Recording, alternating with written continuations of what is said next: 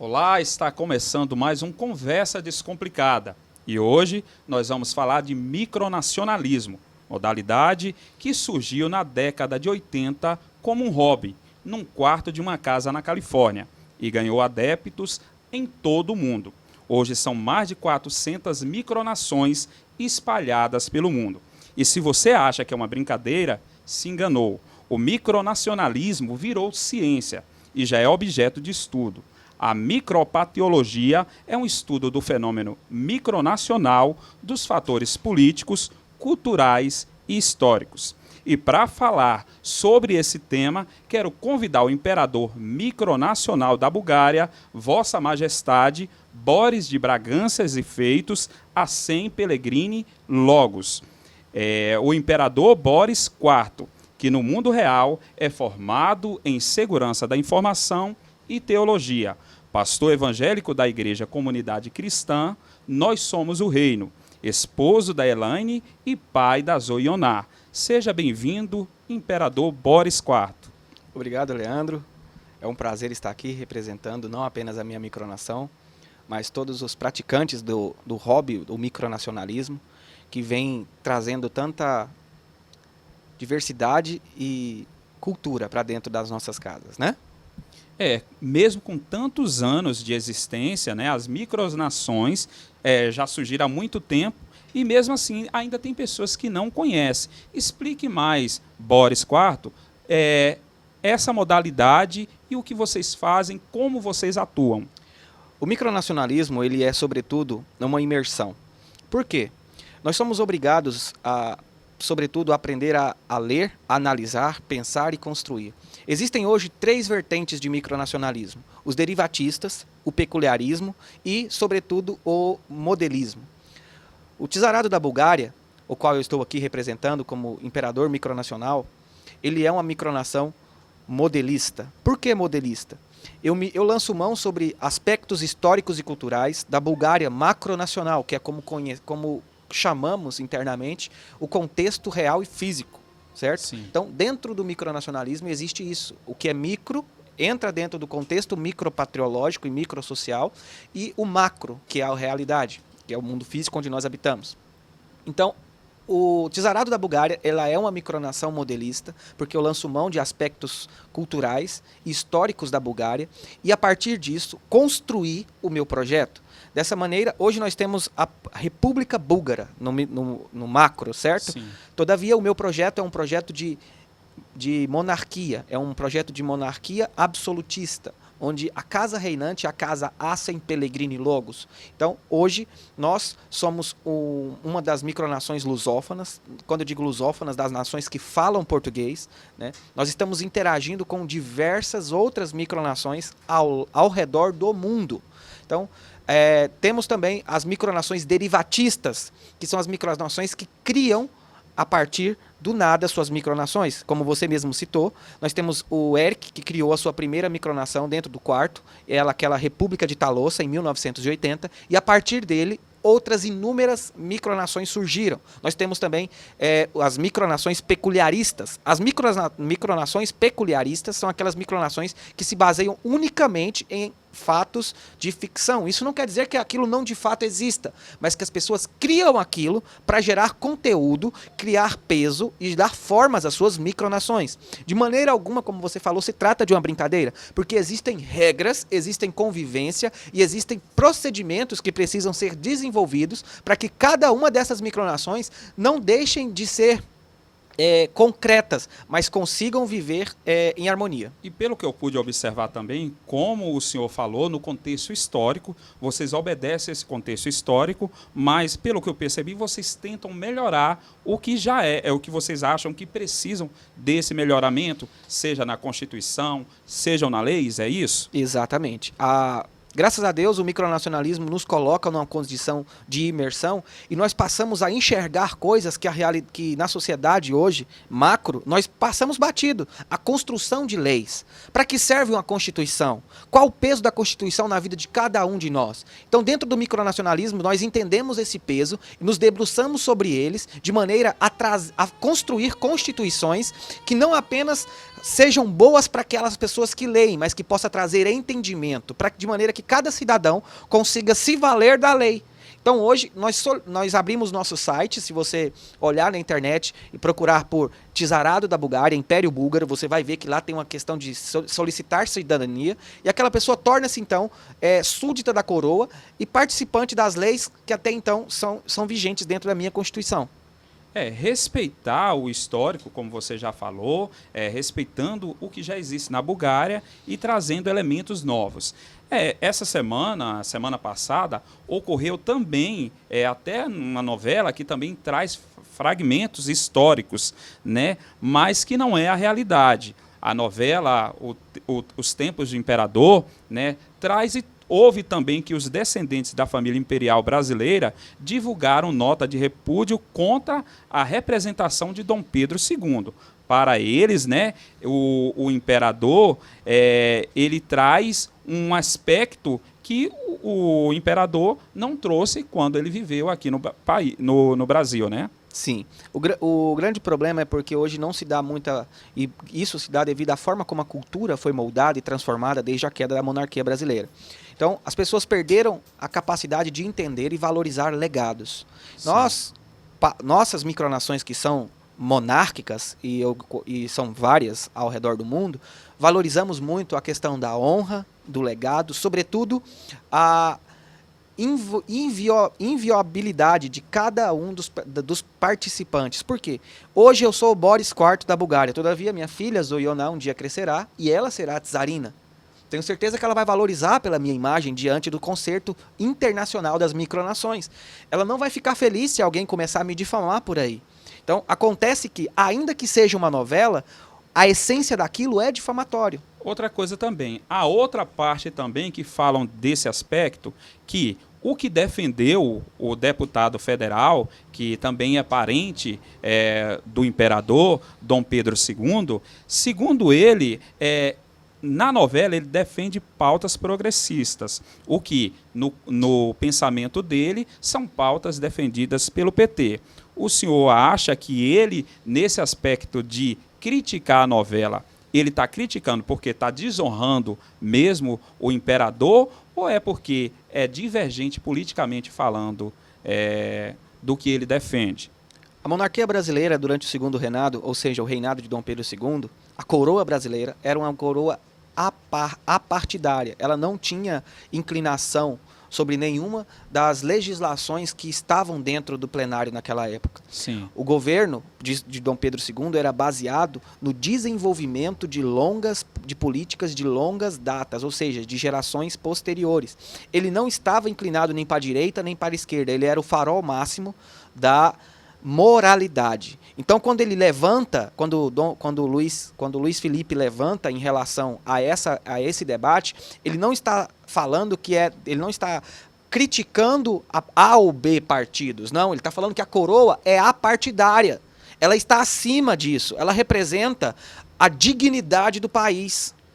Se ele defendia essa pauta, então o que defende também o deputado federal Luiz Felipe de Orleans e Bragança não tem justificativa, porque ele defendeu que estavam trazendo ele para uma pauta progressista e que essa pauta é defendida pelo PT, né? Se é isso, então, essa crítica que ele faz à novela, que é um relato, né? Que relatos, pinceladas de relatos da histórico, né? Que a novela tem que também vender, né? Então, não justificaria essa pauta do deputado. Ou o senhor acha que justifica também? Se era apartidário o Dom Pedro II. Dom Pedro II era partidário. A movimentação de Luiz Felipe hoje, ela não é totalmente, como é que eu posso dizer, em prol da causa monárquica. Ele próprio abriu mão dos seus direitos dinásticos. Então, quando ele se posiciona, ele está se posicionando politicamente, entendeu? Ele não está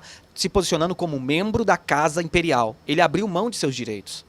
Agora vamos voltar para o micronacionalismo, mas era uma pauta que a gente tinha que inserir, até porque discute também. Em 1979, sobre a influência do fundador das micronações, Eli, um adolescente chamado Robert Ben Madison, fundou uma cidade cujo território, como você já falou, no seu país era o seu quarto. Hoje, os adeptos desse hobby são mais audaciosos e suas micro-regiões ultrapassam fronteiras. O que te fez criar a Bulgária? A Bulgária, na verdade, é o fruto de um sonho. Eu comecei no hobby do micronacionalismo há muito tempo atrás, né? Meados de 2007, num reino chamado Munster. E ali eu desempenhei uma função de general das forças durante um tempo, mas acabei me afastando. Voltei ali em meados de 2017, 2016, onde fundei o Império Viltrumita. O Império Viltrumita baseava-se geograficamente na cidade de Goiânia e se estendia de maneira continental. Ele estava ali presente também em algumas cidades, em alguns países da África e na Austrália. Mas eu sentia-me ainda um pouco incompleto. Depois de analisar bastante o contexto, descobri que a história da Bulgária é uma história rica, uma história poderosa, uma história de muitas guerras, de muitas vitórias, também de muitas tragédias. Sobretudo, a Bulgária foi durante muito tempo o calendoscópio, o museu, o mosaico da cultura europeia. Então eu me debrucei sobre eles e depois de muito estudar, eu decidi que não apenas para prolongar aquela cultura, mas também para honrá-la, eu queria construir algo em cima daquilo. E comecei então a construir o Czarado da Bulgária, que é constituído hoje num modelo monárquico baseado no primeiro e no segundo Império Búlgaro. Tanto é que a minha casa dinástica, a casa imperial, o clã búlgaro, se chama Asen, em homenagem a Boris I Asen, aquele que primeiro constituiu o Império Búlgaro e que colocou a Bulgária em 2 continentes, atravessando o Mar Negro. Então, sua intenção foi também promover que as pessoas possam conhecer também de sua história. Sim, nós construímos no meio do ano passado o Instituto de Pesquisa e Desenvolvimento Histórico e Cultural, Svarog, que busca trazer à tona a cultura búlgara, que está muito além daquilo que existe hoje. A Bulgária, ela era considerada a capital cultural da Europa, devido à quantidade de cultura. Nós temos ali 5 tipos de culturas que se encontram. Nós temos ali resquícios do Império Otomano, do Império Bizantino, do Império Turco, do Império Grego, do Império Sérvio, sobretudo do Império Alemão, que está nas nossas fronteiras. Então, e o Império Russo. A quantidade de cultura, de história latente, viva ali para se desenvolver, para ler, para construir em cima, para honrar é muito grande.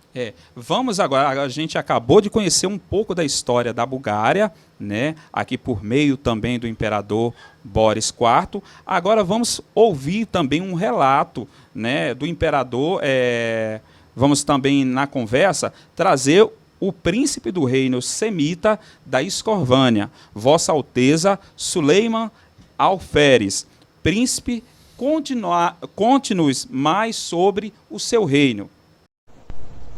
Salam aleikum, muito boa tarde a todos, muito prazer.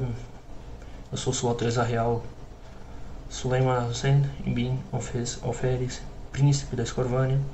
Sou neto do rei Kifwa Abbas I e filho de Alfez Alferes.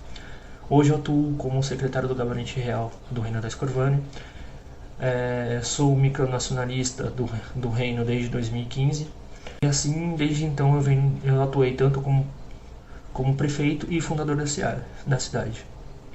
Porém, hoje, já com a vasta experiência ganha, né, desse período, né, desde 2015, já são 6 anos, né, assim como o reino da Escorvânia também, que é um reino semita, né, com suas tradições e culturas bem fortes, né, na questão árabe, né, que é a região onde estamos localizados.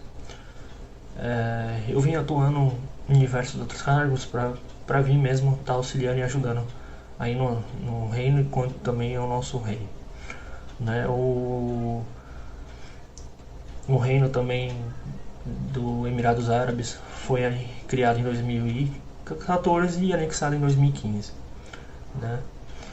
Então, desde então, nesse período também tivemos alguns encontros marcos, né? Alguns encontros reais e alguns integrantes, né, do reino que pôde participar, né, aqui de São Paulo, capital. E aqui na região da Zona Leste a gente participou de 6 a 7 eventos que a gente chegou para se reunir, para conversar um pouco melhor, se conhecer, ajustar alguns pontos em questão do reino, tudo. E tem sido gratificante também. Eu agradeço aí pelo Reino da Bulgária, né, pela oportunidade e também pelo canal de vocês, tá bom? Se vocês quiserem conhecer um pouco melhor sobre o Reino da Escorvânia, vocês podem acessar no site www.escorvania.wixsite.com/escorvânia. Eu também vou postar aqui para vocês aqui no vídeo um pouco do nosso site, tá bom? Bom, voltando como eu dizia, esse é o nosso site, né, o Reino da Escorvânia, que vocês podem acessar através do site www.escorvania.gov.website.com/escorvânia, ok? E aqui você pode obter mais informações aí sobre o nosso reino, sobre a nossa cultura, sobre a nossa nação, a Casa Real, sobre os nossos encontros, os símbolos diplomáticos, né, a questão do Gran Vizirato, que é o nosso primeiro vizir, né, o Arquivo Nacional, a nossa biblioteca, mais informações aí que você pode obter, inclusive os nossos clubes, né, de futebol aí, que atuam no nosso reino. E não me esquecendo também, temos a Rádio Orion, né, que já estamos atuando desde 2019, 24 horas por dia, 7 dias por semana, só passando por algumas mudanças, né, digamos, de site, né, e aí, em breve todos os ouvintes aí podem estar ouvindo a Rádio Orion, a rádio que mais cresce no Brasil. Bem, deixa um forte abraço aí.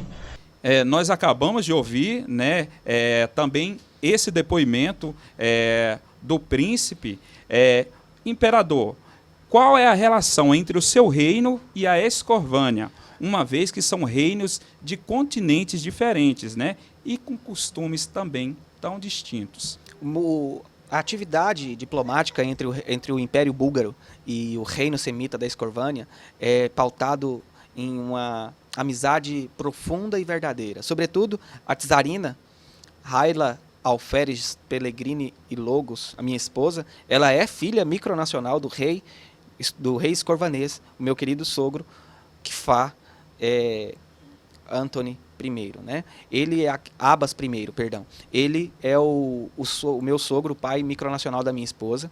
E nós também temos ali um projeto de criarmos as cidades irmãs nos países para aproximar, fazer a propagação religiosa também, né? Porque o reino semita ele defende muito a religião, é hoje o maior defensor da diversidade religiosa, da liberdade religiosa de atuação dentro do micronacionalismo. As pessoas gostam de pensar, porque muita das coisas é tratada de maneira online, não tem como fazer manifestação religiosa ali dentro. A verdade é que existem pessoas que hoje, dentro da pandemia, estão completamente destruídas, estão completamente devastadas. E o micronacionalismo, por meio de uma ou duas pessoas, acaba entrando na casa dessas pessoas, e então nós temos a oportunidade de, com as nossas palavras, com a nossa presença, com a capacidade de ouvir, mudar a vida dessas pessoas. E são micronações que existem em vários lugares do mundo. Sim. Vocês fazem algum encontro para poder debater, discutir as micronações? Sim, nós fizemos no começo do ano retrasado